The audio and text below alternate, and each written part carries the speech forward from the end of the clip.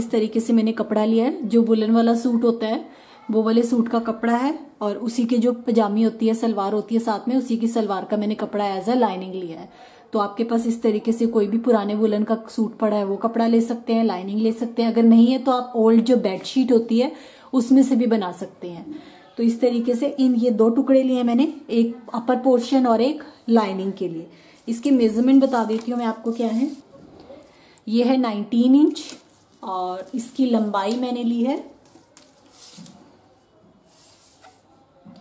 31 inch इसकी लंबाई है। तो चलिए हम बनाना शुरू करते हैं। सबसे पहले हम इसे साइडों से शेप देंगे। शेप दे देती हूँ। ये लिया मैंने इसे मैंने यहाँ से फोल्ड कर दिया इस तरीके से। फोल्ड करने के बाद 3 इंच हमें लेना है, इस तरफ निशान लगाया। 3 इंच का निशान मैंने इस तरीके से डाउन में लगाया। उसके बाद इसे इस निशान से मिला दीजिए।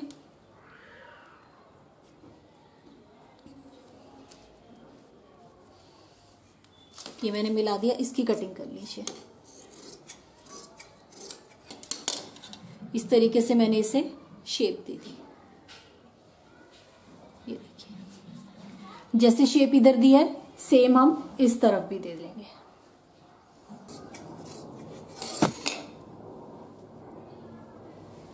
इस तरीके से।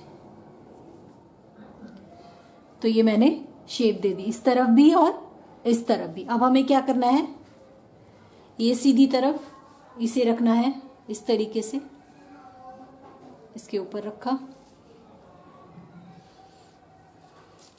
यहां से लेके यहां तक इस पे सिलाई लगा लीजिए। इस तरफ से भी सिलाई लगा लीजिए और सेम इस तरफ से भी सिलाई लगा लीजिए। यहां से लेके यहां तक, तो दोनों तरफ ऊपर की तरफ इस पे सिलाई लगा। ये देखिए मैंने सिलाई लगा ली, यहां से लेके यहां तक, ऊपर में इस तरफ भी और ऊपर उस तरफ भी। अब इसे पलट लीजिए।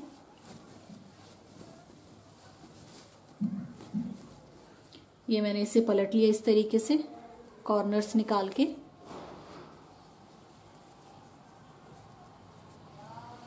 इस तरीके से।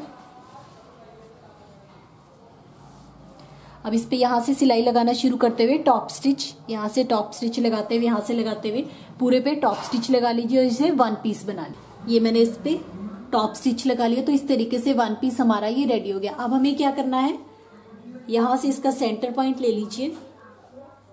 हम इसमें पहले प्लीट डाल लेते हैं ऊपर की तरफ। तो ये मैंने सेंटर पॉइंट पे निशान लगा लिया।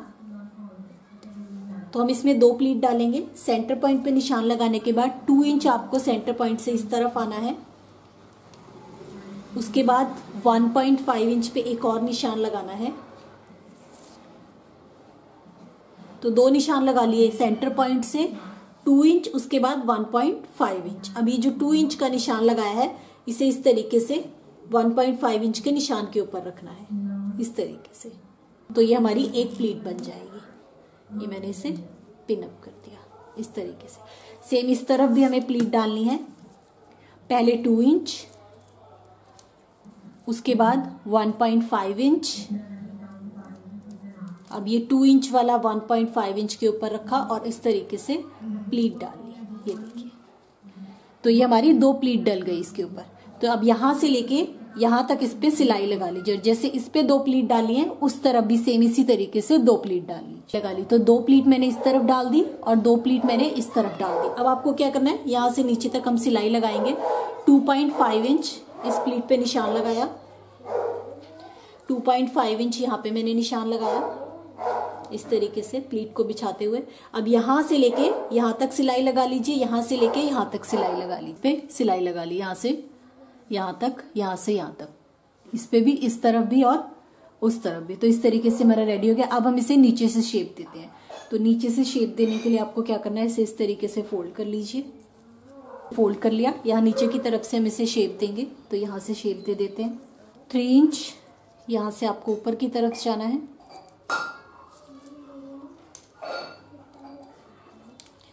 थ्री इंच इस तरफ गए और इसे गोलाई में शेप दे दीजिए। इस तरीके से शेप दे दी, इसकी कटिंग कर लीजिए।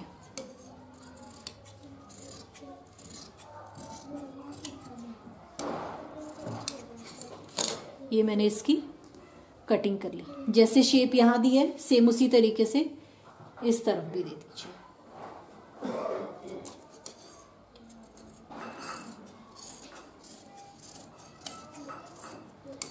ये देखिए, तो इस तरीके से बॉटम में से दोनों तरफ से मैंने शेप दे दी। अब हम पहले इसके लिए स्ट्रैप बनाते हैं। इस तरीके से 2 कपड़े के पीस लिए हैं मैंने।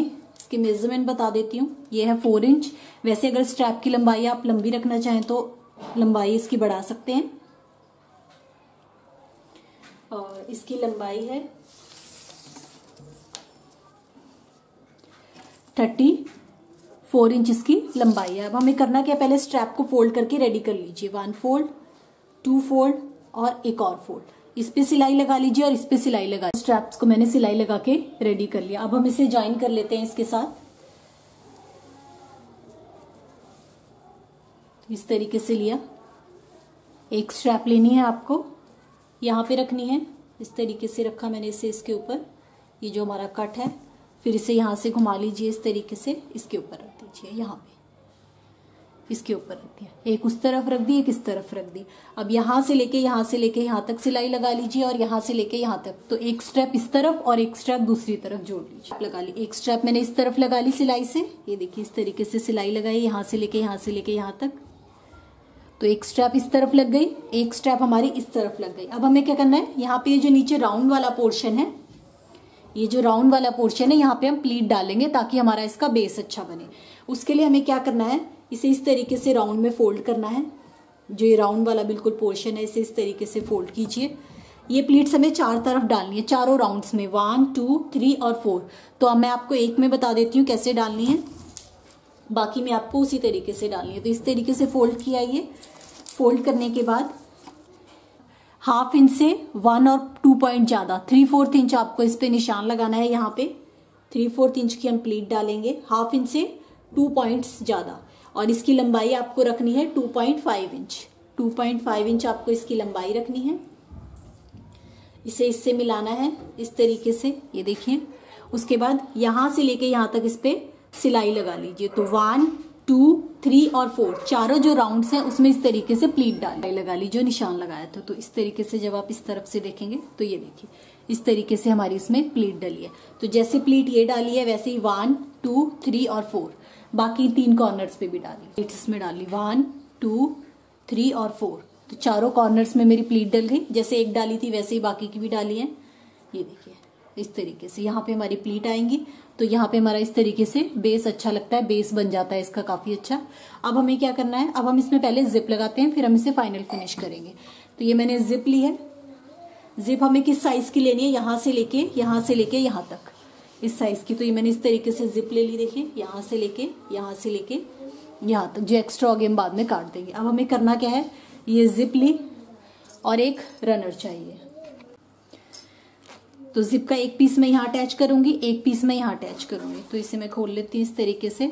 अब ये लिया, ये जिप की राइट साइड है, सीधी तरफ जिप की, ये जिप की उल्टी तरफ है। तो सीधी तरफ को यहाँ पे रखना है इसके ऊपर इस तरीके से। यहाँ से लेके फिर इसे टर्न कर लेना है इस तरीके से, फिर यहाँ से टर्न कर लेना है। तो यहाँ से लेके यहाँ तक इस पे सिलाई लगा लीजिए।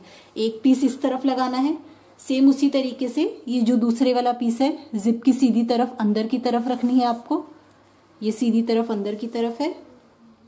यहाँ से लेके फिर यहाँ से टर्न करते हुए इस तरीके से यहाँ तक। तो यहाँ से लेके यहाँ तक सिलाई लगा लीजिए और इस पे भी दोनों तरफ सिलाई लगा। ये मैंने जिप लगा दी। यहाँ से लेके यहाँ तक, एक पीस इस तरफ, एक पीस इस तरफ। अब इसमें रनर डाल दीजिए। तो यहाँ से एक्स्ट्रा जिप को कट कर लेते हैं हम। एक्स्ट्रा जिप कट कर ली और यहाँ से इस तरीके से रनर को इंसर्ट कर लीजिए। ये इसमें मैंने रनर डाल लिया। अब क्या किया, हम इसे उल्टी तरफ से हम इसमें सिलाई लगाएंगे। तो एक्स्ट्रा जितनी भी जिप है मैंने काट दी। अब इसे दूसरी तरफ को, उल्टी तरफ को टर्न कर लीजिए रनर डालने के बाद। ये मैंने टर्न कर लिया।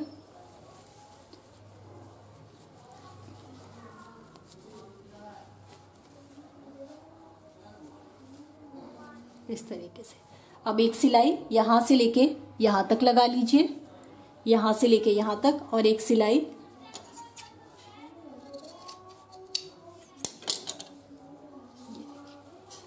इस तरीके से उल्टी तरफ करके एक सिलाई यहां से लेके यहां तक लगा लीजिए, एक सिलाई यहां से लेके यहां तक लगा, सिलाई लगा ली यहां से लेके यहां तक, यहां से लेके यहां तक। अब यहां जिपर वाले पोर्शन की तरफ से इसे सीधा कर लीजिए।